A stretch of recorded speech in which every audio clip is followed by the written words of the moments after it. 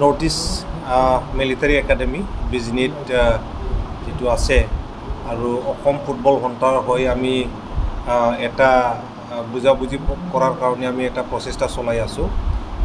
আমি অসম ফুটবল সন্থাই প্লানিং কৰি আছোঁ কেনেকৈ আপোনাৰ অসমত ফুটবলটো ডেভেলপ কৰিব পাৰে।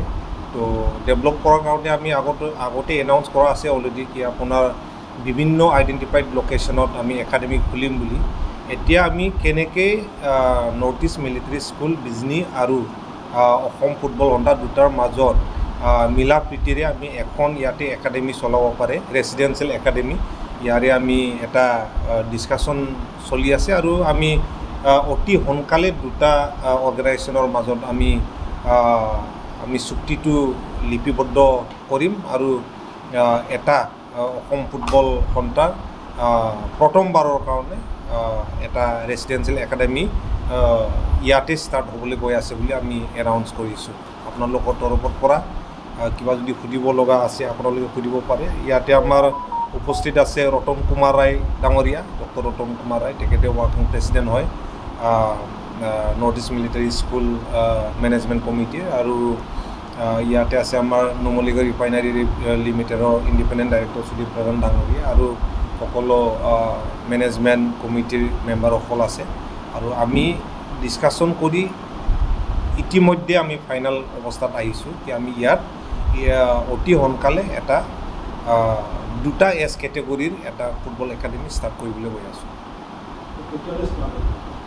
আপোনালোকে আমি অলপ ফিল্ডখন প্ৰিপাৰেশ্যন কৰিব লাগিব আৰু হোষ্টেল ফেচিলিটি আমি চাম এতিয়া কিমান ল'ৰা ৰাখিব পাৰে। তো এইবোৰ চাই পিনি আমি জুলাই বা আগষ্টত এটা বেটছ ষ্টাৰ্ট কৰাৰ কাৰণে আমি চেষ্টা কৰি আছোঁ। North east military school Bijni আমি বৰ্ড মেম্বাৰৰ তৰফৰ পৰা ইয়াত উপস্থিত আসাম ফুটবল এছ'চিয়েশ্যনৰ বিষয়ববীয়াসকলক আদৰণি জনাইছোঁ।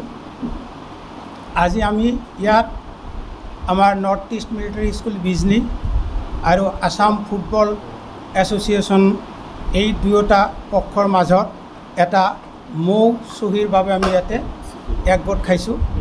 এইটো আমাৰ আজি নৰ্থ ইষ্ট মিলিটাৰী স্কুলৰ ইতিহাসত এটা গৌৰৱৰ দিন। আজি আমাৰ এই স্কুল অসমৰ ফুটবল ইতিহাসত এটা নতুন অধ্যায় ৰচনা কৰিবলৈ গৈ আছে। আমাৰ এই স্কুলৰ পৰা যোৱা বছৰ ইণ্টাৰ ডিষ্ট্ৰিক্ট ফুটবল টুৰ্ণামেণ্টত কেইজনমান প্ৰতিভাৱান খেলুৱৈ যথেষ্ট উন্নত মানৰ ফুটবল খেল প্ৰদৰ্শন কৰিছে।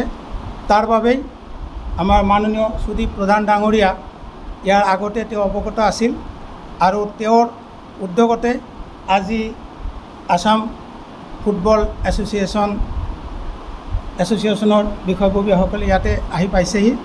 আমি তেওঁলোকক আদৰিছোঁ আৰু আমাৰ নৰ্থ ইষ্ট মিলিটাৰী স্কুলৰ বৰ্ডৰ তৰফৰ পৰা কৃতজ্ঞতা যাচিছোঁ। ধন্যবাদ।